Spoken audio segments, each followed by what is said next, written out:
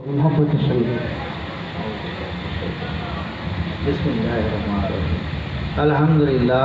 अल्हम्दुलिल्लाह नहमदुहु व नस्तईनुहु व नस्तगफिरुहु व नु'मिनु बिही व नतवक्कलु अलैहि व नऊज़ु बिल्लाहि मिन शुर्रि अनफुसिना व मिन सय्यिआति अमालिना मन यहदिहिल्लाहु फला मुदिल्ल लहु व मन युद्लिलहु फला हादिय लहु व नशहदु अल्ला इलाहा इल्लल्लाह व नशहदु अन्ना मुहम्मदन अब्दुहु व रसूलुहु।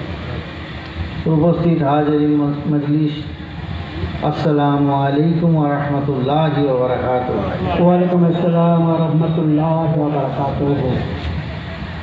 রাত হয়ে গেছে, যাই হোক দু চারটি কথা আপনাদের সামনে রাখছি।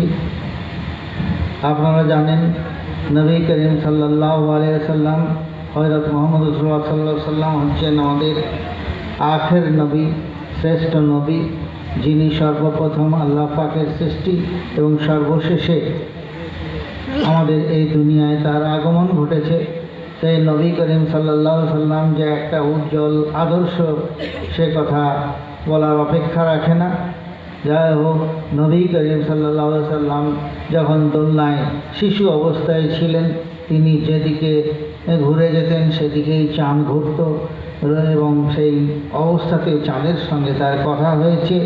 নবী করিম সাল্লাল্লাহু আলাইহি সাল্লাম এমন সম্মান মর্যাদাওয়ালা, তিনি যেদিকে যখন যেতেন তার খুশবু ছড়িয়ে যেত দিক দিগন্তে।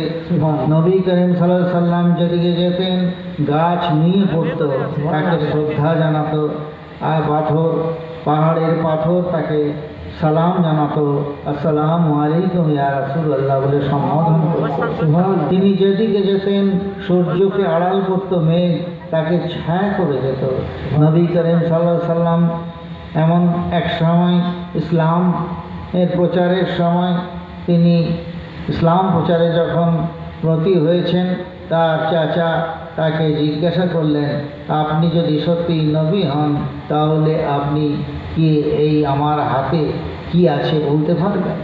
তো তিনি বললেন, আপনার হাতে যে আছে সেই তার জবাব দেবে। তো হাতের কাকর কলমা পড়ল, লা ইলাহা ইল্লাল্লাহ মুহাম্মাদুর রাসূলুল্লাহ। আমরা যদি দেখি আসমানের চাঁদ, সেখানে তো জাদু চলে না, সেই হিসাবে তার চাচা যান বললেন যে আপনি যদি আসমানের চাঁদকে দুভাগ করতে পারেন আঙ্গুলের ইশারায়, তাহলে আমি ইসলাম গ্রহণ করব। কিন্তু আল্লাহ পাক কি অশেষ রহমত এবং নবী করিম সাল্লাল্লাহু আলাইহি ওয়াসাল্লাম সম্মান মর্যাদা এত বাড়িয়েছেন, তার মুজিজার শেষ নেই। তো নবী করিম সাল্লাল্লাহু আলাইহি ওয়াসাল্লাম হাতের ইশারায়, তার তর্জনী আঙুলের ইশারায় চাঁদকে দুখণ্ড করে দেখিয়ে দিয়েছেন। তো এই ধরনের অনেক তার অলৌকিক ঘটনা আছে। সেই মহামানবের যে আদর্শ, লাকাদ কানা লাকুম ফি রাসূলিল্লাহি উসওয়াতুন হাসানা, তার আদর্শই হচ্ছে আমাদের কাছে দৃষ্টান্ত। যত ভালো গুণ আছে, সেই ভালো গুণের সমাহার ছিল নবী করিম সাল্লাল্লাহু আলাইহি ওয়াসাল্লামের উপরে। তিনি যেমন ঘরে ছিলেন উপযুক্ত গৃহী, তিনি শিক্ষকের যখন শিক্ষা দিতেন তখন ছিলেন তিনি আদর্শ শিক্ষক। তিনি যখন যুদ্ধক্ষেত্রে থাকতেন তখন প্রকৃত যোদ্ধা। তিনি যখন মানুষকে উপদেশ দিতেন তখন ছিলেন একজন যোগ্য উপদেষ্টা। সেই হিসাবে তার গুণের শেষ ছিল না, তার গুণের কথা বলে শেষ করা যায় না। তিনি অসীম গুণের অধিকারী ছিলেন। সেই নবী করিম সাল্লাল্লাহু আলাইহি সাল্লামের যে মানবতা, যে উদারতা, যে সম্প্রীতি, এসবের কথা অনেক বর্ণনায় পাওয়া যায়।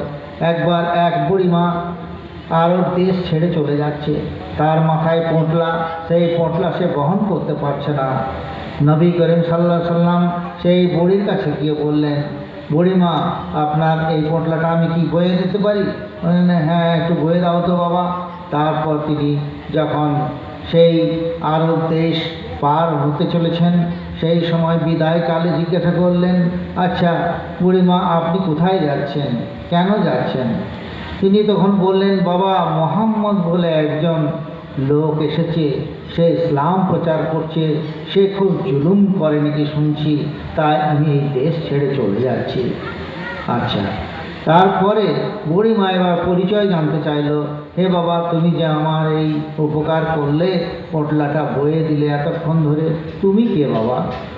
আমি সেই